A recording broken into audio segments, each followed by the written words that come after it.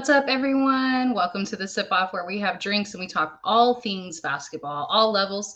It's been a while since we've been on, so I'm just going to go ahead and get my guests on right now. We haven't been able to catch up with each other in probably 5 months. Baseball season is long. So, all right, first, we're going to welcome Steve Shawanda. What's up, Steve? My queen of hoops. What's up, Megan? How we doing? I'm doing really well. How are you? I'm doing good. What? Whose autograph ball is that behind you? It's actually not autographed, but it is a WNBA ball. So I will. Cool. It'll be autographed eventually. There you go. I like it. Oh, all right, and we have Cool McCain in here as well. What's up, Cool? What up, y'all? Hey, it's been a while. Gosh, it's been since April. My bad, y'all. All good. It's all good. We may not play 160 some odd games, but we play like 140 some odd games. So, and I'm not at every single one of them, but I'm at quite a few of them. Yeah, no, that's a long season for sure. It is, and we do other stuff as well. Like Saturday we're going to be doing cameras and sound for the symphony is going to be performing at the stadium also, and so I get to be a part of that. Have done some other stuff, other concerts. So it's just been a jam-packed spring and summer. So, but we are nearing the end of WNBA season. So I'm sure some of our topics are going to be WNBA related, but feel free to talk about any level of ball. You want to talk NBA, you want to talk high school, I don't care. So let's start it off. Let's talk about something. Y'all want to talk about Caitlin? Y'all want to talk about Angel? Y'all want to talk about Nancy Lieberman and Cheryl Swoops? What y'all want to talk about? Oh my God, man. I want to say one thing. It's nice to be on with multiple people who actually followed the WNBA before Caitlin Clark got there. Right. This is a direct shot at people like Shannon Sharp, Stephen A. Smith, and all of you Johnny come latelys that are, I told you Caitlin Clark was going to be good. I told you that. Oh, wow. What a shock.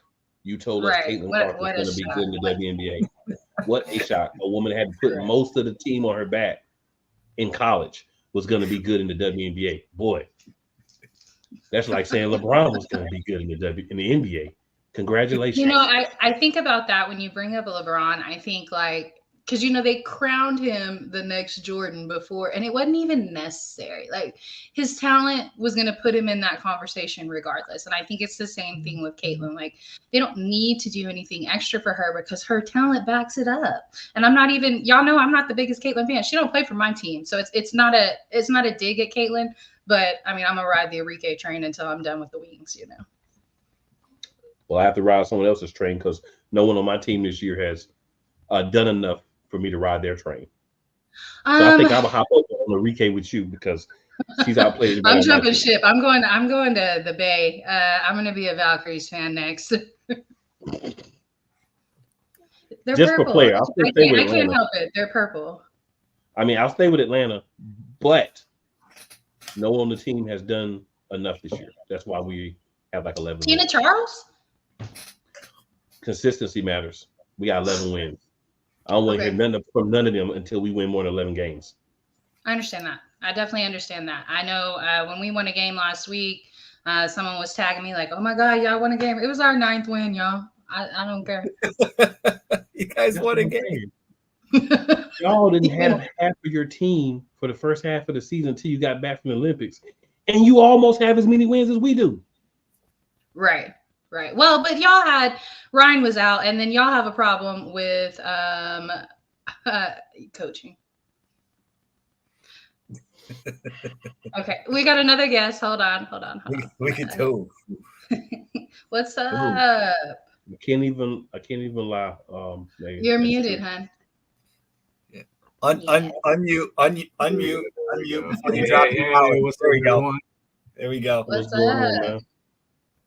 I'm just we were just kind of talking about the woes of our teams because obviously I'm a Dallas fan when it comes to the WNBA, and Cool is an ATL fan, and it's been a rough season for both of us. So, I didn't want to say it was coaching, but you didn't want to say it was coaching. Well, I mean, I'll say it. I'm sorry. It's but not my team. It's not my team. You're right. It is coaching. It's coaching. It is, man. And I hate to call for a woman's job because I don't agree with that, But Tanisha Wrong is not doing it right at all.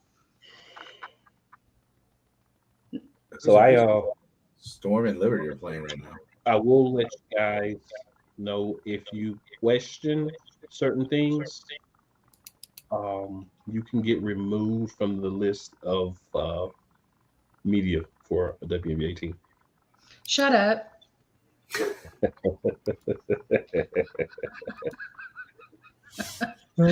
Oh, well, don't feel bad. I had some issues. Just I had a lot going on in my life the last year. That's kind of why our schedule has been in and out. But Wings wanted me to be at 75% of the home games. I live 6 hours away. Yeah. So Green wanted me to be at a good amount, and I'm like, I live in Charlotte. You're in Atlanta. Right. Are we talking about comping hotels and stuff? Like what we're doing here? No. Okay. Oh no, I think this is a really important one right here. And I think this is something important to talk about because we've had some announcements this week about expansion. And so the Portland team is going to be announced on September 10th. We don't have a logo. We don't have a name yet, but I think that'll come with that announcement as well. They were bought by the Bithell family, which the Bithell family just bought the Portland Thorns this year for $65 million, which is their women's national soccer league team. And as we know, MLS may not be super successful on the men's side, but on the women's side, it is incredibly successful. So, I think obviously they know how to run a team. They're coming in with experience. I think the dad is one of the main owners, and then the two kids are the ones that do the day-to-day operations, and they're running the soccer team currently. So experience at that level, at least maybe not with a W team, but experience at that level, I think is important. I was a little disappointed because it seemed like Kathy, we had this announcement last year. We were thinking it was going to be Portland and the Bay regardless, right? Well, they pulled out of it because what is the center that they play at MOBA Center there? The Trailblazers playing. Well, it's under construction. It's having renovations, and so the ladies will not be able to play for at least 2 seasons there. And I think Kathy was like, we want them to hit the ground running. We want them to be in their facility right away. And that's why they kind of pulled out of Portland there for a minute. Well, I guess enough money was thrown into the situation that they were like, you know what, I guess fuck it. We're going to go ahead and go to Portland. What are y'all's thoughts on that? What do y'all want out of expansion? Because we have more teams coming. They want to be at 16 teams. Golden State puts us at 13. Portland puts us at 14. Toronto puts us at 15. So we still got one team available. I do think that Jay brings up a really good point. The league doesn't feel right without the comments. Bring back the Sting. Yeah. I get it. I miss the shock.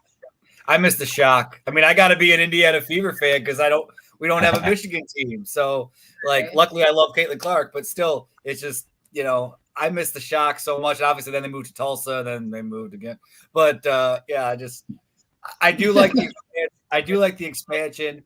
I think Portland, at least when the Blazers are good, they've shown that they've been really good basketball fans. And, I think I don't want to mess up I think it's NSWL, whatever. The NWLS. Yeah, I don't want to miss up the order of it. But yeah, they have good fans, and I love soccer. So I think Portland's going to be successful. I think Golden State. If they get Paige, you're going to get good attendance and good ratings right off. Well, and so they haven't specified either how the draft's going to work free agency as well, because they're going to get players from teams as well. They're going to get free agents. So also, Jay, I think that's really important too. I think it's really important to bring back the teams that have championships. Now, this may not apply for the Monarchs because you got the team going into the Bay, and that kind of nullifies the need for the team there in Sacramento. However, I mean, they do have a championship, and you can't tell the history of the W without that. But especially the Detroit Shock. Shout out to Bill Lambier, and then definitely Houston, of course. Like the league doesn't feel right without those two teams, and the Shock, it still exists. They're back. They're just not in the WNBA. And so I think that there's an avenue that's already been started to bring back the Detroit Shock. So that is a plausible possibility. Okay, we got Jen Matthews Lewis in here too. What's up, Jen? Hey, Megan. Cool. Yeah. What's up, Steve? Hey, It's becoming a party. What's up? Yeah, I know, but I'm not gonna be on long because I gotta run for I think Jen would agree with me that even though they don't have a championship, that the Sting should come back and have an opportunity to win a championship. I would agree with you on that. And you know what? I think Cole would agree with me on the fact that we would be first in line for press passes and media credentials. I would definitely agree with that.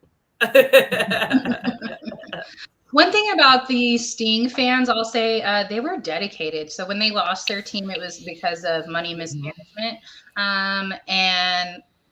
But those fans would stand in line and wait for the doors to open, and then they would all rush down to the lower seats because if those seats weren't sold, they would let them move down. And so it was a frenzy for them to even get their seats, and they were so excited to be there. So I would love to see some classics. And also, first of all, with the Hornets and the Sting playing in that arena, that was honestly one of the hardest arenas to play basketball in. Really? And George, what? I said, really? Yeah. I mean, even Michael Jordan, and I think that's why Michael Jordan bought the Hornets later on, because he said playing in Charlotte was the toughest arena he ever had to play in because we were so loud. Interesting. Well, and then too, they would automatically be the best professional basketball team in Charlotte. Yeah. Mm-hmm. And George Shin kind of destroyed everything. Say that again, Cole. What'd you say? I said they'd automatically be the best professional basketball team in Charlotte. Oh, the Sting? Yes. Yes. But George Shin also really killed the Hornets and the Sting too. It wasn't just financials because, he was running out of money. So in that respect, but he actually know the victim's cousin, but he raped a young lady in town. He had to spend a lot of money doing that. Then he, unabashedly moved the team to New Orleans. And then subsequently, the team was taken from him and run by the NBA for a while before they had the new buyer. So, and I'm forgetting his name, but he also owned the Saints, and now his wife does. But yeah, the Hornets have kind of a yucky history, and it's not necessarily the player's fault. And Jay, that was you, honey. Yeah, shout out to the Pelicans, because if they never changed their name to the Pelicans, we never would have got the Hornets back. Now, I'm not a big Hornets fan, but the city of Charlotte loved the Hornets, so I'm happy for the Charlottonians. Yeah. Question: Speaking of the Hornets, how many more years is Ball staying there? I actually think Ball would be here for a while longer, as long as we keep moving in the right direction. I mean, he's gonna keep getting paid to get hurt. I wouldn't leave. Right. That's true. And you're in North Carolina too. Sure. Yeah. True. I think he has the most promise out of all three of them. I'm excited to see Lonzo Ball come back, though. He's somebody that plays the position of true point guard really well, and I think that that's something that's not necessarily utilized a ton in the NBA anymore, or even in the W actually. So there's a lot of combination players, and I just love the way that he's such a facilitator. I love his court vision. So I'm excited to see him come back. I do think that Melo stays for at least one more contract. So 4 years. And then, if he decides he wants to win a championship, he'll go somewhere else. Yeah. But I don't know about you, Cole, but Are you still hearing the whispers that when Steph gets closer to retirement, he'd come back home and he'd play for the Hornets for a season or two? I'm hearing the Lakers are looking at him. Well, I'm sure they are because there's a certain player on the Lakers that really want him, and Steph has already turned him down a couple of times. I hate LeBron so much. I'm a LeBron hater. I can admit. You're a LeBron hater. I'm not the biggest fan. I'll say this: it's I respect his talent. He will always be the competition for me. So fuck him. What's the crazy part is I'm a Lakers fan, but I hate LeBron. I know a lot of Lakers fans like that actually. Yeah, they just feel like he's holding their team hostage. Yeah, I don't want to do a show with tomorrow night. He said the same thing.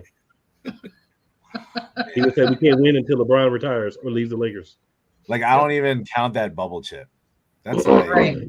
I've heard a lot of people say that too. No, chip's a chip, but it's kind of It does feel like a consolation championship, but I do like tournament style ball. So it was a nice switch up, and I think I was just appreciative to have any sports whatsoever at that moment. So I don't necessarily put an asterisk next to it like I do with the Houston Astros. Yeah.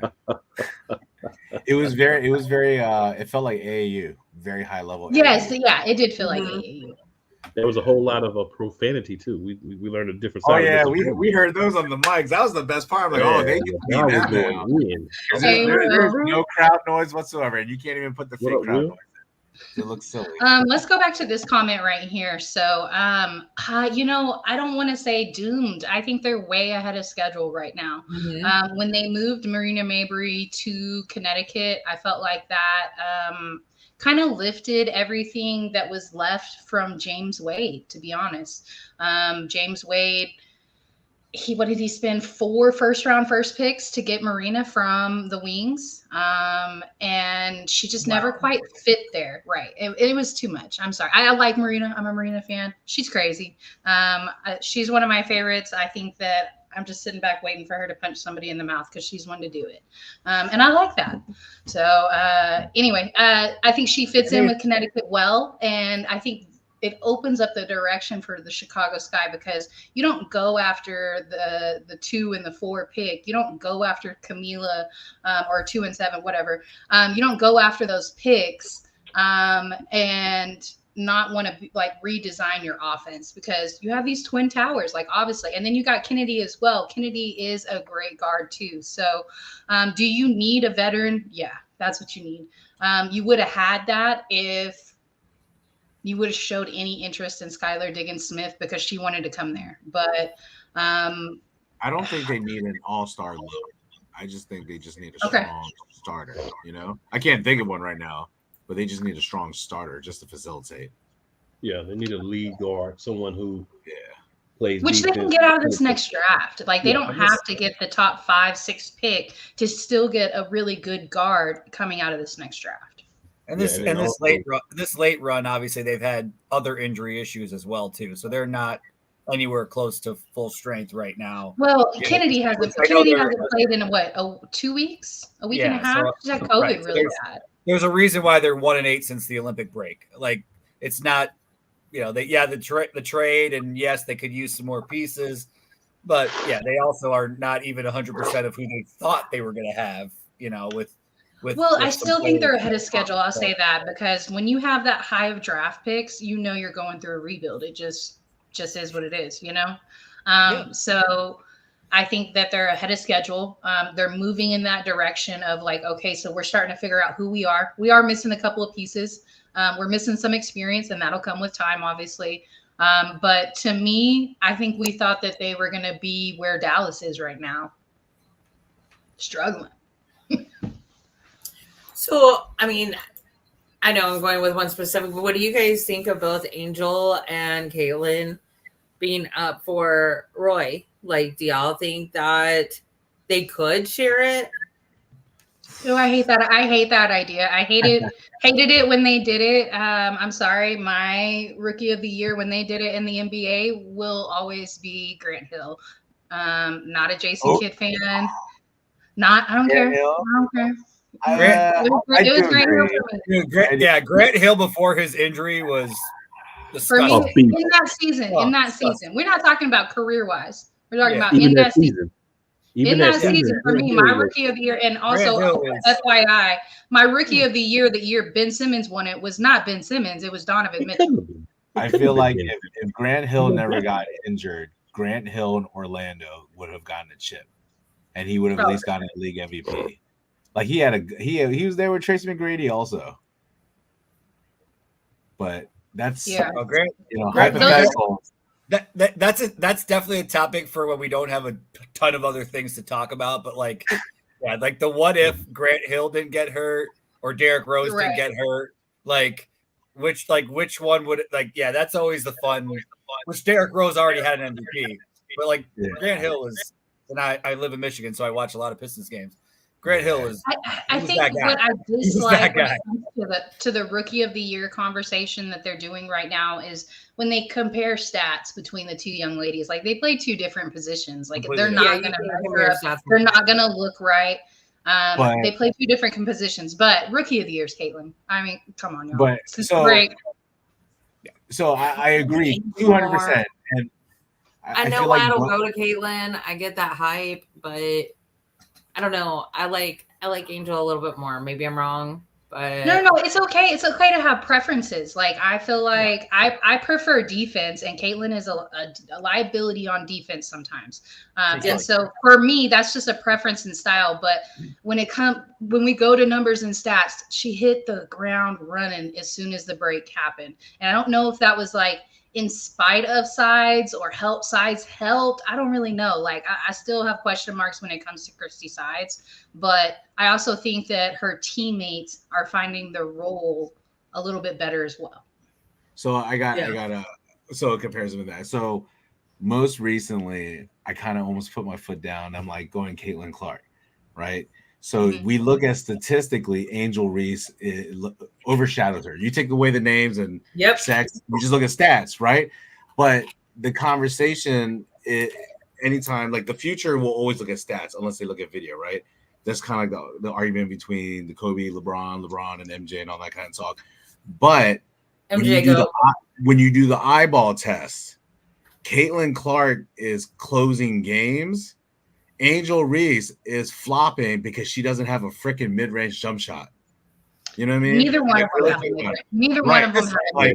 I hate to say this. If I was, the coach, I get it. Angel Reese has a bigger name than Cardoso, but in certain games, I would have been yo, get her the ball, let her go to work because she can get it. She's a real post player.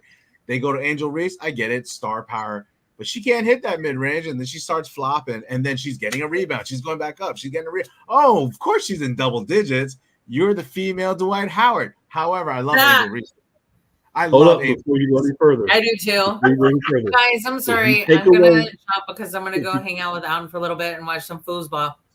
No problem. We're so glad you came. Foosball's the devil, Jen. Foosball's the devil. Sorry. Okay, well, Steve, I'll see you in Germany. Bye, Jen. All right, so really quick, and I'm wearing a Caitlin Clark jersey, so obviously I love Caitlin Clark. I just want to quickly, and this is why, because they are completely different players, and I hate that you have to badmouth one to praise the other one, right? So let me just quickly. I know. Because I don't. Talking heads on TV. Yeah, talking heads on TV. Sorry. Feel like you have to badmouth one to. So the whole notion that all Angel Reese does is get her own offensive rebounds because she can't shoot. Now, yes, she is shooting 38% overall from the field. But we knew this. We knew this going in. We knew this. Hold on. I got numbers. I did research, Megan. I got numbers. Okay. So it's 38% to 42 overall, 39 to 56 on twos, obviously 15 to 34 on threes, because obviously Angel's not a three-point shooter, and 90 to 72 on free throws. But the last 5 games, here's Angel Reese's offensive rebounds: 2, 7, 2, 4, and 10. but her defensive rebounds are 14, 12, 9, 10, and 12 in those same exact games. So it's not that she just throws it up and gets her own offensive rebounds. She's getting almost 10 defensive rebounds a game too. So I just want to put an end to the whole, all she does is miss shots to get her own offensive rebounds. That's ridiculous. It's not true. I just had to say it wearing a Caitlin Clark jersey.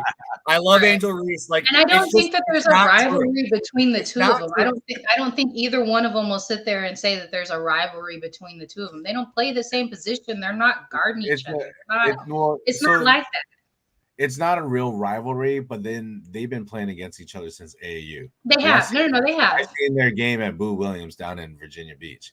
You know what I mean? So it's like, it's not really a rivalry, but yeah. So, I get what you're saying. I mean, statistically, they're both double doubles, and then when you go head to head, Caitlin Clark is 3-1, Angel Reese 1-3 head to head, but either one of them could get it. But I personally think Caitlin has an edge just because when I'm watching games, I'm looking for that person who shows up in the fourth quarter a little bit more than the other.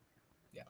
And I can get that, but I also want to sit there and say, I think Caitlin walked into a situation that's a little different than, okay, so Chicago is where, Chicago is where Indiana was 2 years ago. And they've had a couple of number 1 picks. They've had a number 2 pick. This is their coach's second year. Like, I think this is where Chicago's going to be in a season or two. Like, they're going to be where Indiana is. They're not at the same place yet. Right. It's still an impressive thing that after having back-to-back number 1 picks. So again, which obviously Atlanta Boston's a very good player, but even after having her, they still got the number 1 pick, this year to get Caitlin Clark. So the fact you got to be bad for a while. Yeah. I mean, okay, we got Wemby down in San Antonio and we won the exact same amount of games, like the exact same amount. The Fever haven't been to the playoffs since 2016, and they've already clinched that. And after their terrible 1-8 start, where they played 11 games in 20 days, now they actually got the Olympic break. They actually got some practice, and now they're 7-1 since the Olympic break. And Caitlin's averaging 24, 9, and 6 in those games. So it's like, hey, you got a little rest and Angel too, because she had a long, run as well.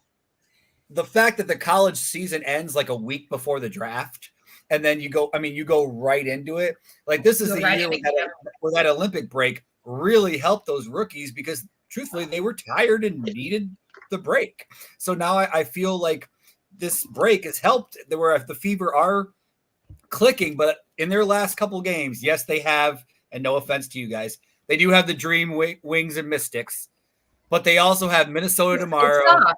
But I will say this: their first half of their schedule was insane. Like their first few weeks. Whoa! They still have they still have the Lynx tomorrow. They have Minnesota tomorrow, and then they do have the Aces twice too in those last couple. And I'll say this about Washington, because far be it for me to say something good about Washington because of how they're doing Deladon, but they're not even tanking right. Like, they're not supposed to be winning these ball games. They're supposed to be going after draft picks. So I'll say this. Caitlin Clark has been the Rookie of the Year since her senior year in college. All she had to do was not lose it. Let's be 100% honest here. Someone would have had to come in and have ridiculous, amazing numbers to even really challenge her for a season. The people that vote already made a decision. So, and that's not a problem. She's not the only person it's happened to. It's not a Caitlin Clark thing. Right. This is what happens. This is what happens with rookies. And Leah Boston last year, for instance. Right. Someone would have had to come in and have just ridiculous numbers across the board to not allow Leah Boston to be Rookie of the Year. They've already made these decisions a lot of times ahead of time. So it's just a matter of, if you play good enough, you're still going to win the award. So I want to go back to this one. I was going to touch on that one. Yeah, I think that we knew that this is exactly who Angel was whenever she was at LSU in Maryland. Down at LSU, they're part of the SEC, and let's be honest, the biggest competition is South Carolina, and that's about it. You got Tennessee, you got Kentucky, who have had star players. They have not had star-studded teams like South Carolina and LSU. And so she did run around bullying everybody in the SEC except for South Carolina. You know, Vanderbilt has a couple of good squads every now and then. Coach Yo over at Ole Miss, she got a couple of star players, but they're not going to put up the same fight. Or in NC State, obviously, like we saw what they did in the tournament this last year.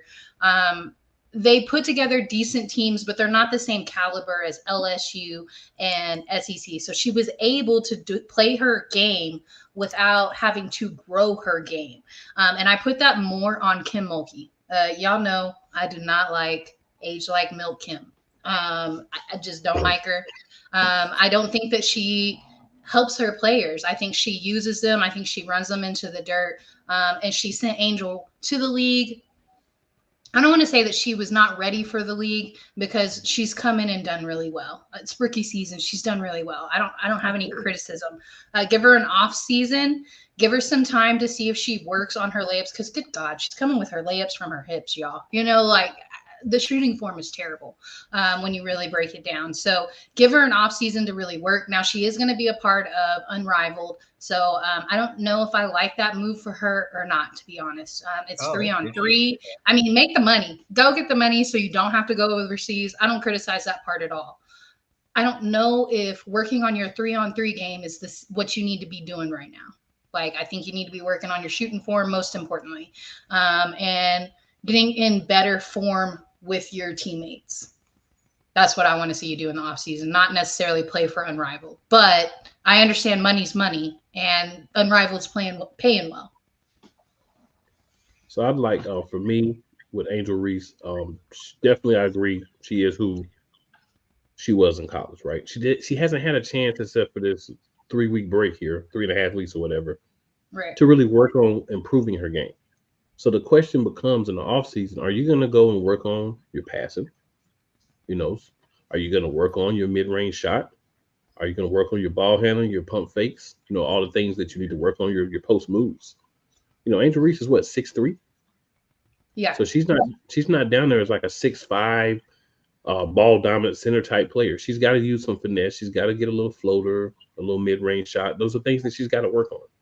Right. I'm pretty sure that she understands that her game needs to improve, and she's going to work on that during the offseason. Maybe she feels like doing the 3-on-3 is going to help her with some of those aspects because you won't have the full team. You'll have to handle the ball more. You'll have to pull up more. You'll have to do some of the things that maybe she wants to work on. But that can't be all she does. She's really got to get in the lab, and she's really got to say, all right, we got some things to work on. I'm going to be a better player. Because I think she's now, if she comes back next season and she's on these same percentages and she's on these same shooting forms and we don't see any growth, then I'm ready to be like, okay, man, what are you doing? But as of right now, I'm like, give her a little bit of time.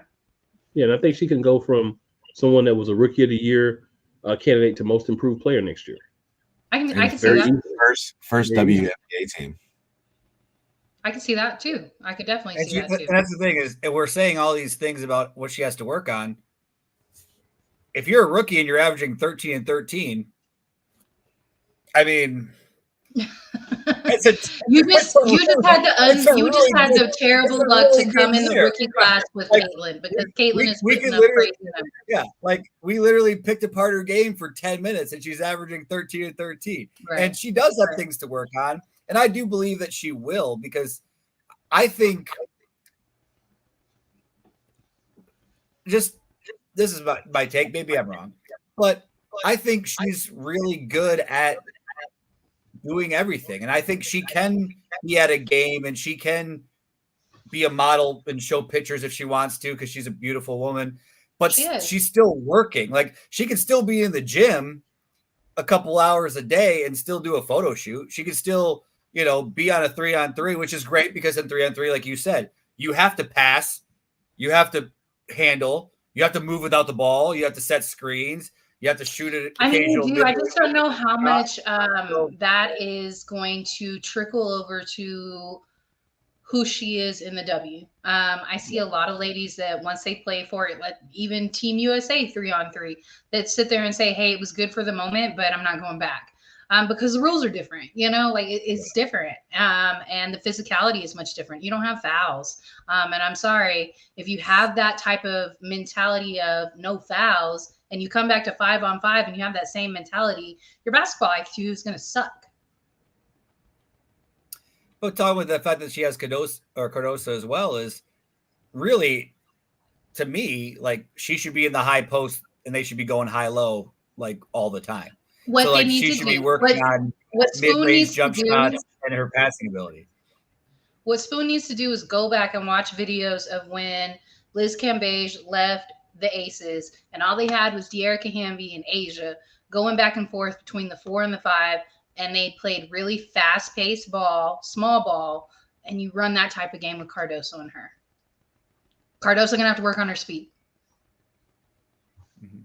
All right, you can't be stagnant all the time. You can't just be roaming around the block. Right. Talk about stagnant all the time.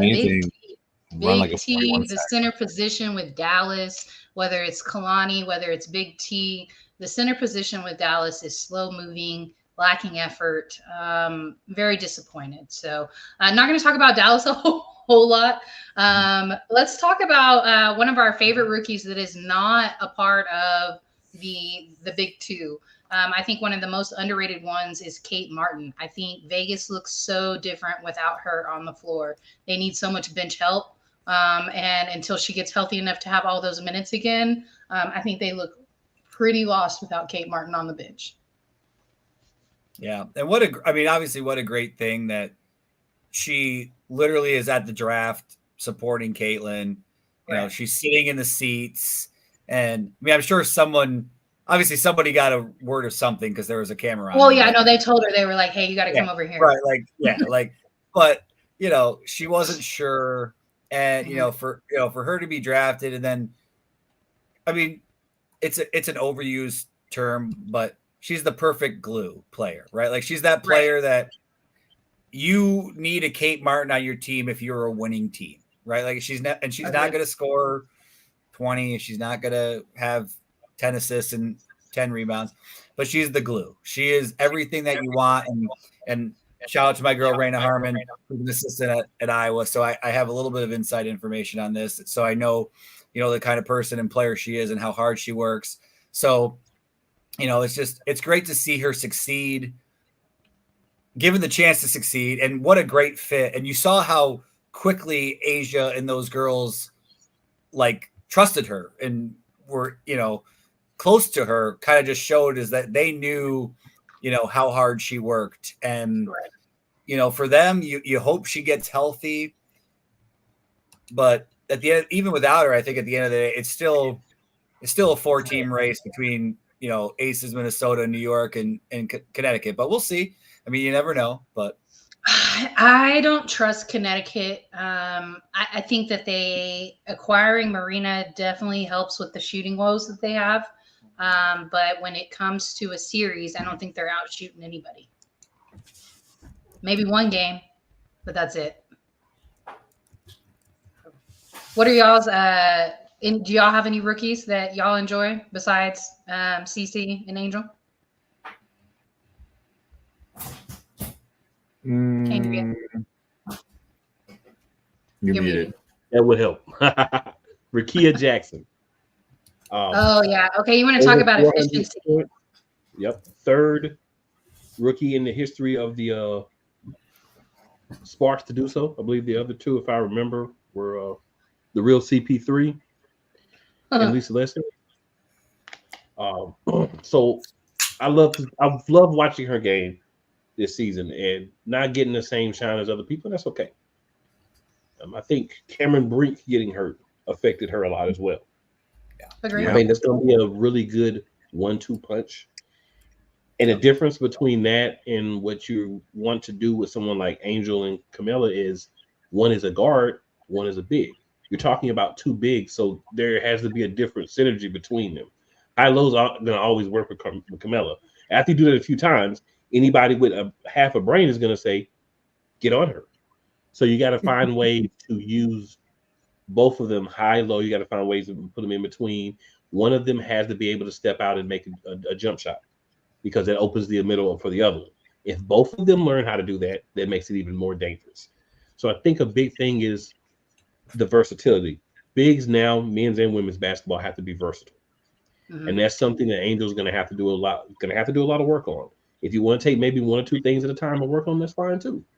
If you develop that mid-range jump shot, that'll take a lot of the pressure off, and it'll give you so much more of your repertoire. People have to step back from you, or they'll have to come at you. They can't just play you in the middle and see if you're going to try to run through them. So I think you'll get a lot better out of her. But Rakia is a young lady who I think is going to be a dog in a year or two. And while she's not getting the same shine as some of the other players, just keep watching.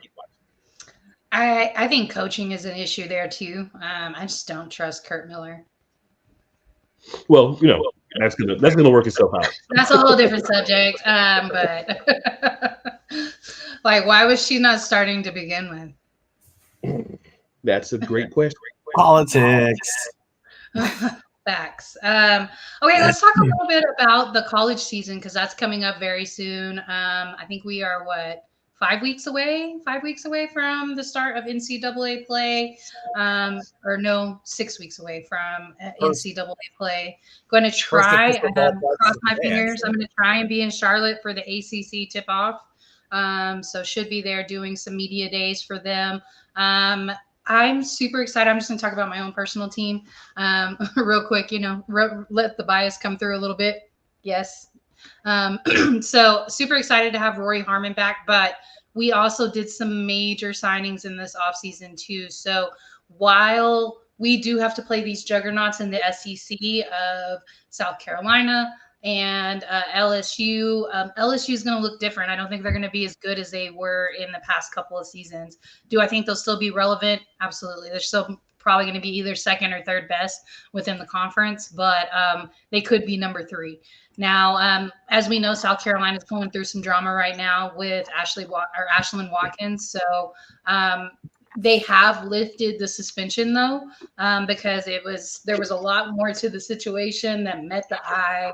So just kind of one of those situations before you even really speak on a situation, kind of let it unfold. Or that's what I do personally. Let it unfold before you decide to judge it, because it came out that she was trying to prevent somebody from driving who had been drinking and was incredibly emotional and had some mental problems going on at the time, and they were trying to prevent them. She was trying to prevent them from driving. So it was a very intricate situation, and I think this is one of those where you just kind of have to leave somebody, when you're 17 and 18 and you have friends that are a couple years younger, you kind of have to move on from that. And I think this is one of those situations where, Ashlyn she's 19. This young lady was, I don't know if she was 16 or if she was 17. But your brain is not fully developed at 16 and 17. You're a little bit of a crash out. And that's what she was doing. Right. White Anthony says, "Shao, I thought you was black." So random. Random. What's up, man? That's funny. All right, so talk to me about y'all's college teams or what y'all see coming out of the college season. I mean, Juju Watkins is the big talk. She's so much fun to watch. For sure. I hate doing comparisons, but like an easy way to compare her style of ball, she plays like Paul George. Okay, I don't hate that. She's got that game. But for me, I'm gonna watch a lot of Georgetown. One of my kids is I'm hoping she's gonna start. She's a freshman. Shout out Jada Wilson. That's one of my kids. Oh, I love that. So yeah, she's from this area, and her brother played on my team. I helped coach her too. So Georgetown's gonna be my team to watch. I don't know a lot about them. I know it's a young squad. It's a young squad. So we'll see what happens. They got like 5 or 6 freshmen on there. Oh, that's so a lot. Yeah. Yeah. Let me see. 1, 2, 3, 4, 5 freshmen. Yep. Okay. Only 2 seniors. Yeah, that's super young. So Georgetown's gonna be my squad to watch. Steve, who you watching? Well, my college is Central Michigan, and I know nobody outside of myself cares about that, so I won't care. I won't talk about that too much. Just a lot of new players because it's obviously they're mid-major level. So at that, it's the transfer portal. So almost every year you're basically recruiting a whole new team. But I know that fall practices started today, and definitely looking forward to getting up there because I live 15 minutes away from campus. So looking forward to getting up there sometime soon and watching some practices for both the men and the women. But the one thing nationally, I will say there is one date circled on my calendar already. It happens to be one day before my birthday, December 21st, when UConn and USC play each other. And that's, Paige versus Juju. That's going to be super fun. So nationally, that's what I'm looking forward to the most is December 21st.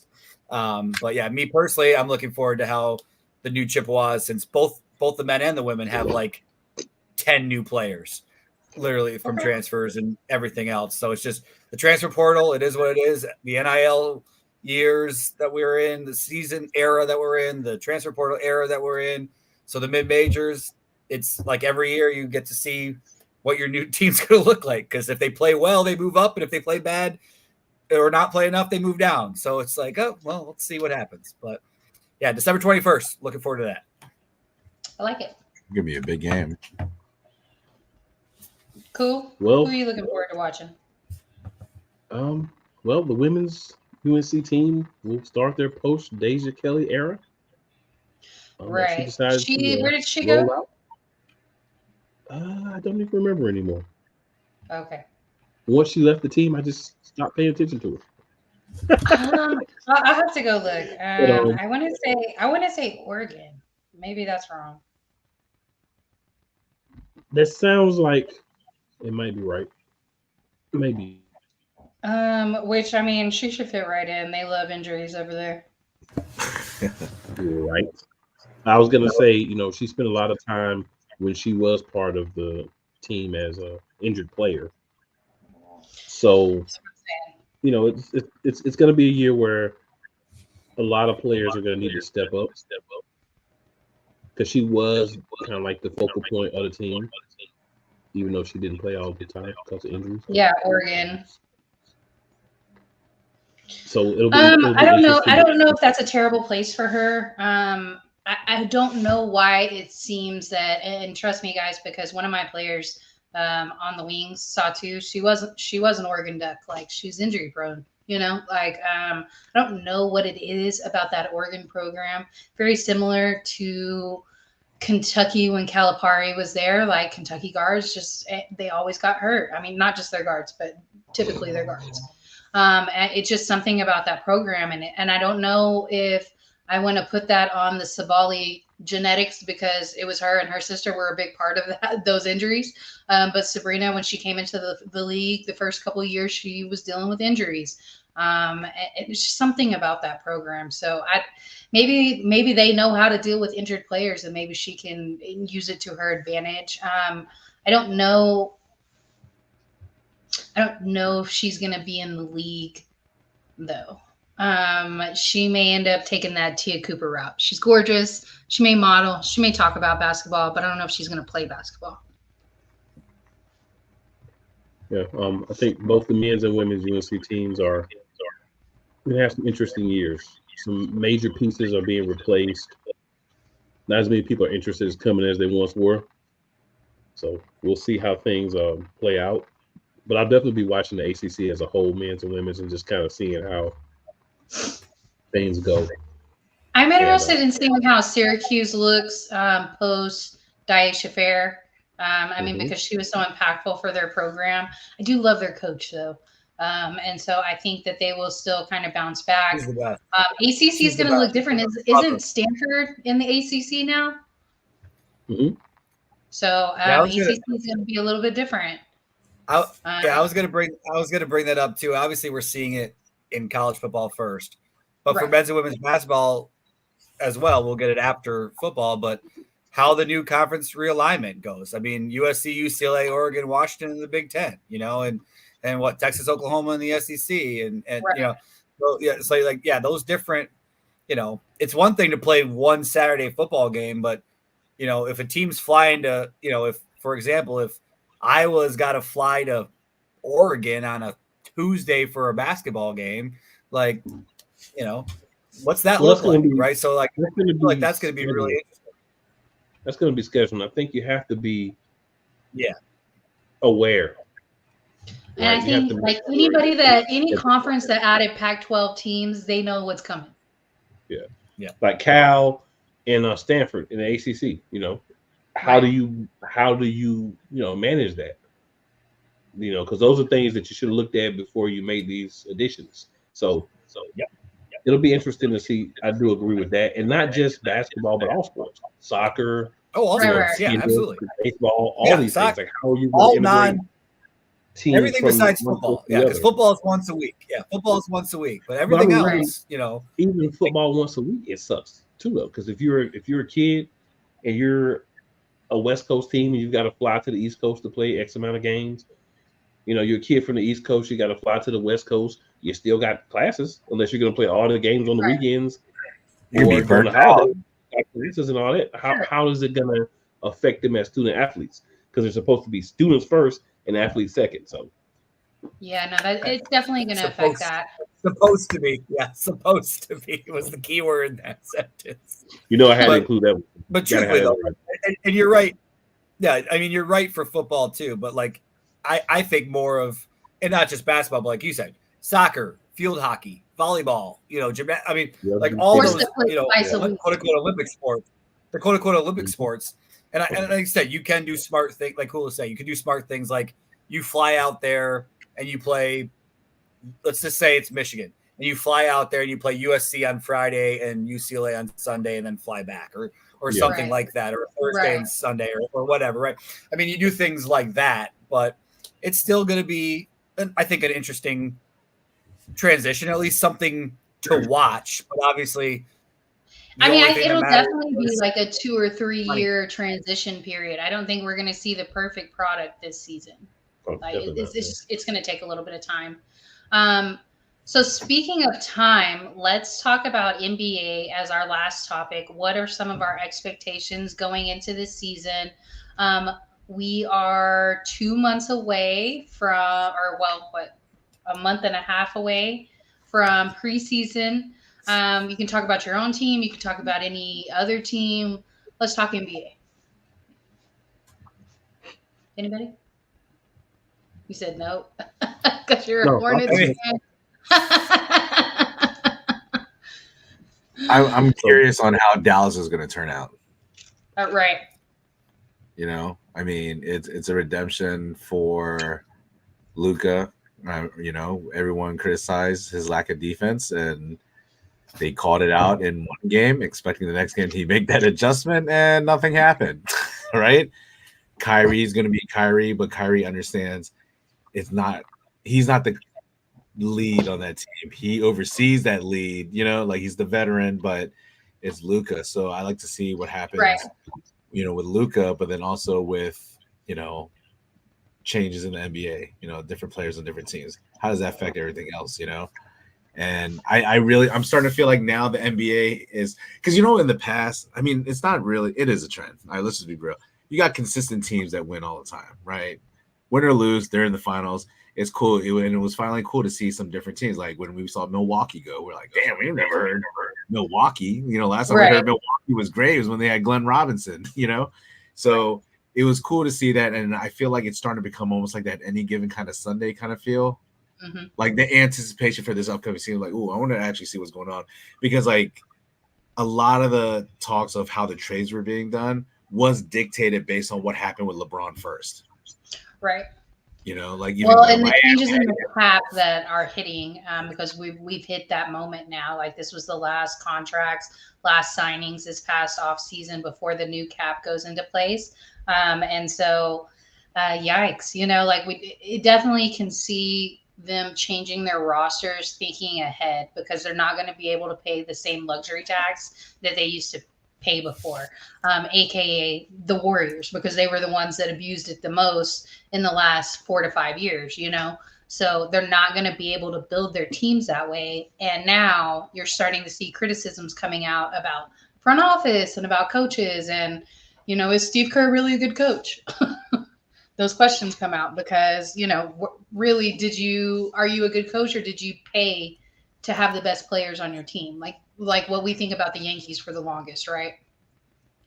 I mean, I do feel like all right, he was hand given a silver platter. Absolutely. But he took that but silver so platter. Becky Hammond. If we're going to say that, so was Becky Hammond, because Bill Laimbeer built that team. But he took a silver platter and turned it platinum. Absolutely. You know, and then you know, had one of the top records of all time. Then you throw on a 4th star on the team and still won. So I mean, it's pretty consistent, you know.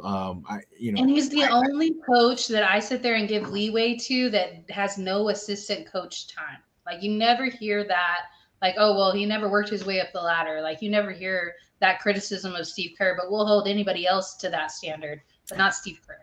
Yeah, so right. I do agree, because most players that turn coaches get criticized a lot, right?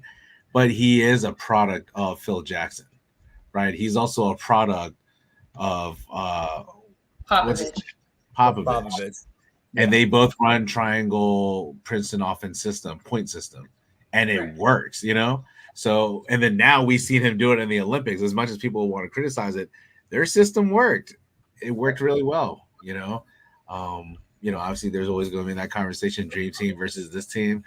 I'm such an 80s and 90s dude. I don't know. This team was pretty legit, you know. They did struggle. Competition was a lot higher, but yeah. He's a good coach. Denver Nuggets fans, calm down on Russell Westbrook. I want you guys to calm down. No, I think it's a great addition. You need bench play. No. But this is the problem. My fan base thinks they're getting Russell Westbrook from 5 years ago. And I want you guys to calm down now, because I don't want to have to hear you about to jump off the bridge when you see the version of Russell Westbrook that we actually have. Right. These guys are actually up here talking about he should be a starter. No. He's your top Russell Westbrook and Jamal Murray together. That makes zero sense. The only thing I can think of how that would work is, one, we've seen that. I agree with you 100%. Hypothetically, if Westbrook, all right, so we've seen him slightly transform into a role player, right? Obviously, age has a lot to do with that. Let's just say he's just the fast-paced Russ, pushing the ball up, not really shooting a lot, just playing defense. I think that kind of does help out, because they are a veteran playoff team now. We can actually say that. They've been in the playoffs long enough. Denver has. But here's the reason. So they have a little bit more speed to keep up with these other teams. I feel like that does help. But I do agree, this shit ain't going to work. The reason why it wouldn't work is because he was brought in specifically to run the second unit. Because as it should be. No, he's your top bench player. Like, I love him coming off of the bench. I love it. And calm down on Michael Porter Jr. too, fellow Denver fans. Oh, don't know if he's going to play or not. I don't know. What I do know is it makes sense to trade him with the new salary cap coming and the amount of money that you would have to pay him to do what he does. And Aaron Gordon does almost the same thing, cheaper and more reliable on the defensive end, and isn't. His availability is more. Yes. Is also. I think MPJ scores more.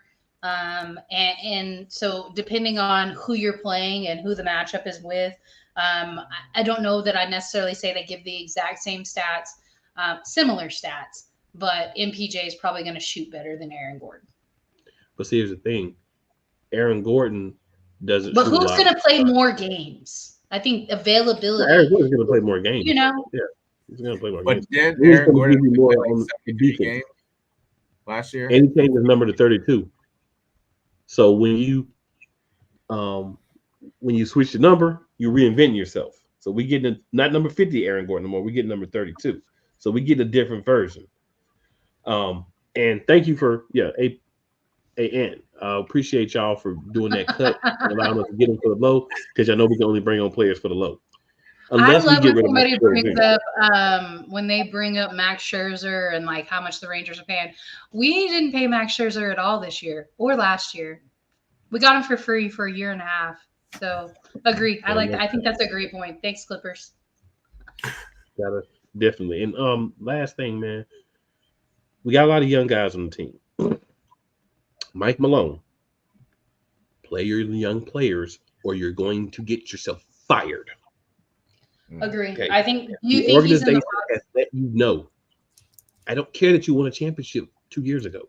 If you don't play your bench and you wear out the top 5 or 6 players again this year to where they look like they're about to fall asleep in a playoff clinching game 7, you're going to get fired. They do look tired.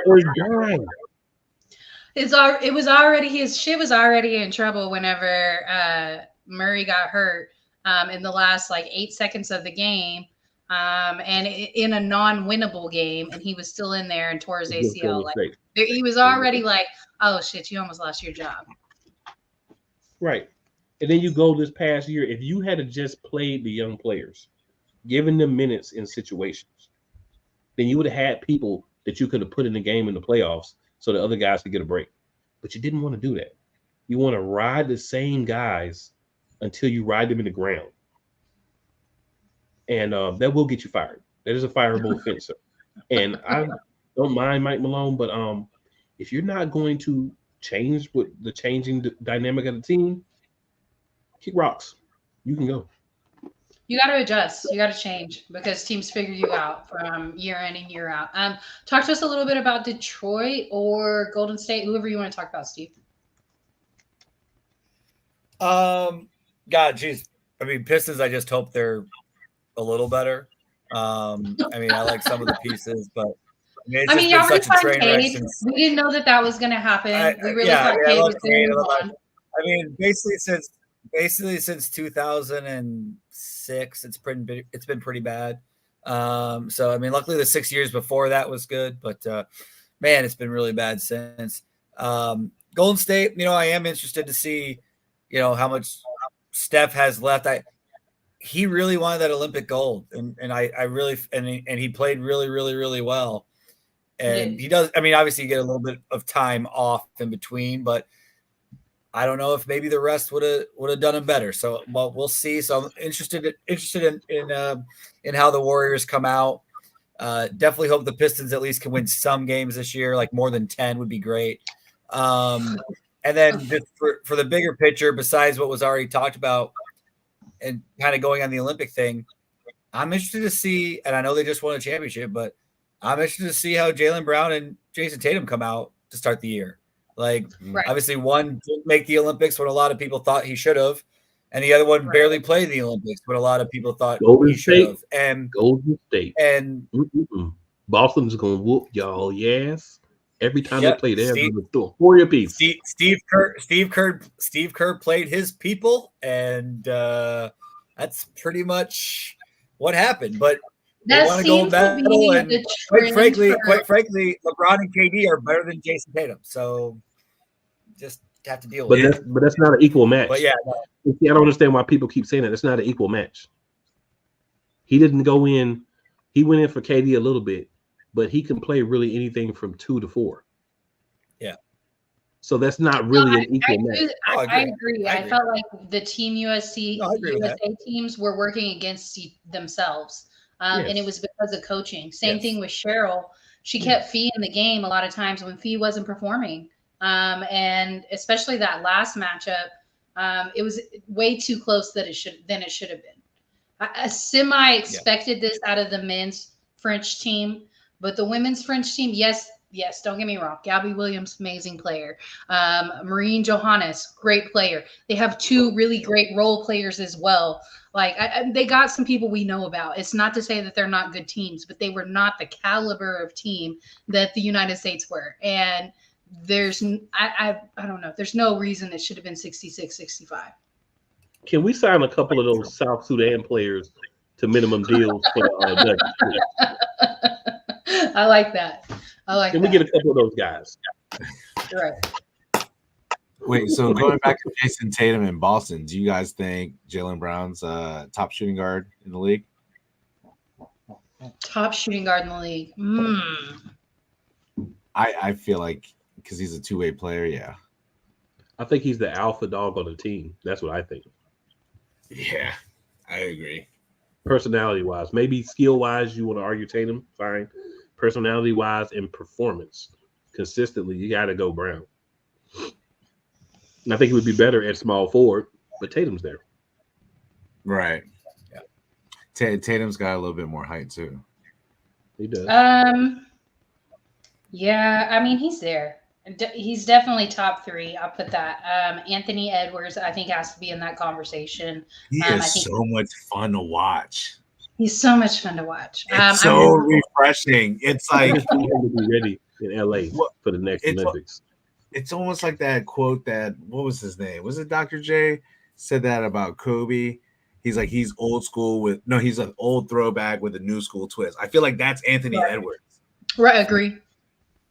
Very, very like 1990 Michael-esque style. And if we're going flashy shooting, which is that position, like classic to that position, I think you got to throw Mitchell in there.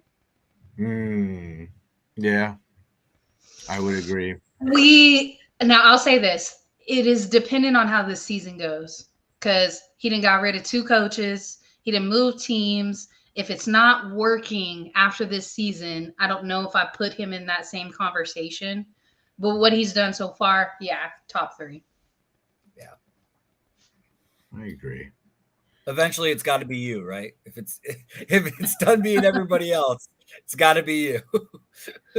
And real quick on the Spurs, I was not real big on the moves that we did during the off season. Some of our draft moves, obviously not Castle, but trading away some of our draft moves were question mark. What the fuck are we doing? But I don't know. And Chris Paul is not the guard that I wanted to sign. I wanted to sign DeJounte back. Are you going to start Chris Paul?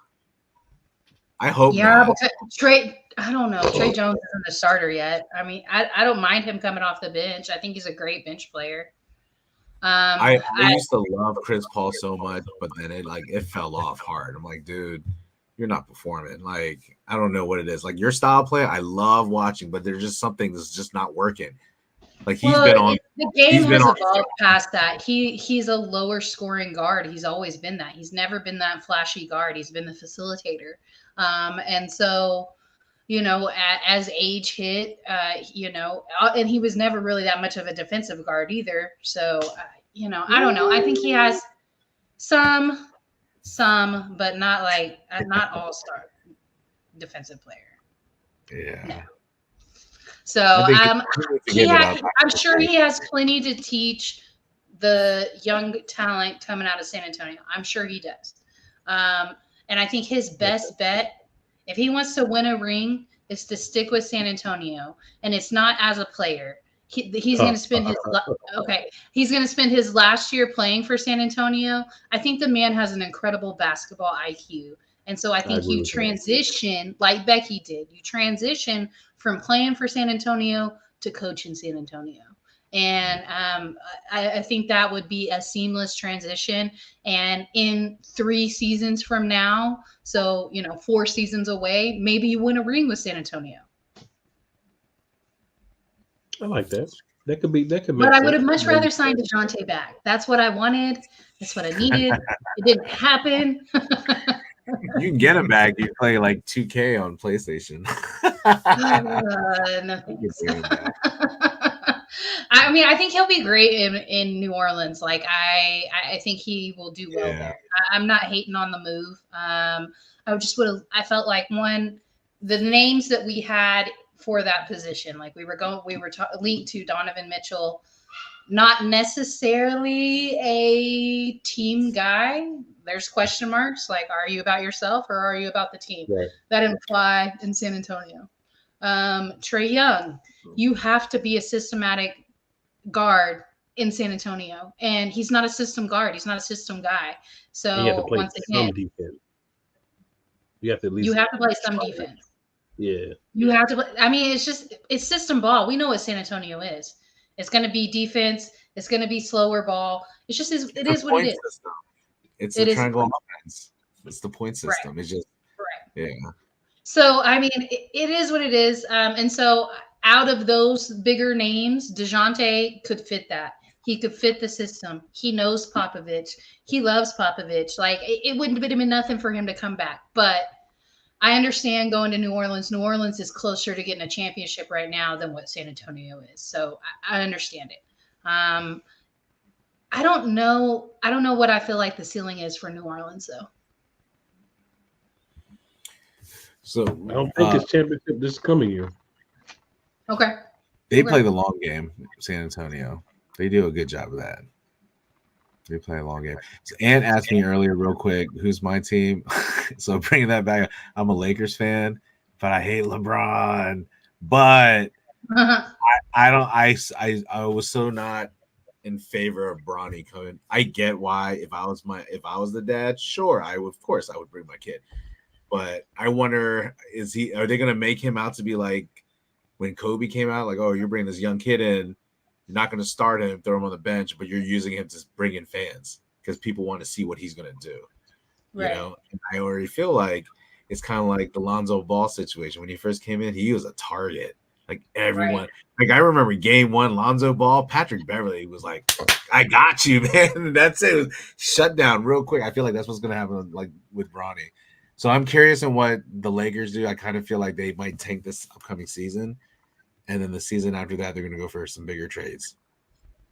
Okay. But that's like looking too far in the future. So, but that's like optimistic, but very pessimistic. Typical. That definitely sums up my Cowboys. I can't wait. I can't wait for that circus with JJ Redick coaching. Bronny, who should be at a solid D2 school, and instead is in the NBA. I can't wait. It's gonna be great. I can't wait. Wow. Not a D2 school. Wow. Solid D2 school. Solid D2 school. Agreed, 100%. I know D2. I know tons of D2 players way better than. Could have been at West Texas A&M. They make a run for the D2 championship the last couple of years. Exactly. It would have been a good spot for him. If his last name was Anderson instead of James, that's where he'd be. And nobody would know who he is. But here's the thing: nobody cares about that. You have to take into account the fact that this man had a cardiac incident. You know what I'm saying? A little bit before the season. No, agree. Like, no. It's not taking that out. They should have done that. They should have been like, hey, man, you didn't have a full first year. You should go back. It may not be USC. It may not have been USC, but you should have stayed in school, man. You should have stayed in school. I agree, but D2. Dang. No, let's be real about it. So, like, his talent, he would not have been a D1 player if his last name was not James. He's not that good. He's that athletic, but he's that athletic, but he's not that good. It's just on. I'm just being honest. It's not his fault. I coach varsity basketball, and I've been watching him since Sierra Canyon. He was not an All-American. He's not an All-American. I'm sorry. I've had a basketball recruiting service for like 15 years. He's not high major D1 player. He's not. I'll give him second team all state, if anything. Okay, but Brycey though. You know what? I have so much hope for him now. I'm watching him play, I'm just like, Okay. You know what I mean? And then the reason why the expectation is higher, not because of the James name. Let's be real. They're getting like $1.5 million training facility, all that stuff, health, all that, and that's all you're playing at that level, which is fine.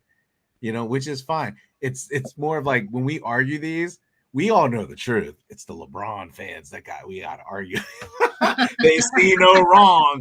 They see no wrong. Like it's the next, of the next Messiah. Relax, calm down.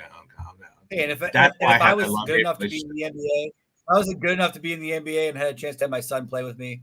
Yeah, absolutely. Right. Of course, It's an amazing story. It's incredible. It's an amazing story. I get it. That is a cool story. No matter what, it's their own legacy. You get to say, "Hey, I played with my dad. My son got drafted." And I have a weird feeling 2 years, 3 years, we might see Bryce and LeBron might just hang around. So that is a cool legacy story that no one Like, there's no one in the league possibly that could do that right now. No, you can't touch it. Know, no one can even. Kudos to the James family. That's really good marketing too, and good cementing your legacy as a family. But on other than I do need to head out, so I just want to appreciate y'all. No, we're about to end.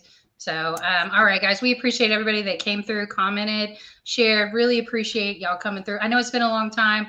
We will not be back next week because I'm going to be at the stadium, but eventually, probably WNBA playoffs, we will be back by then. So, appreciate you guys coming through, and we will see y'all soon. Peace out.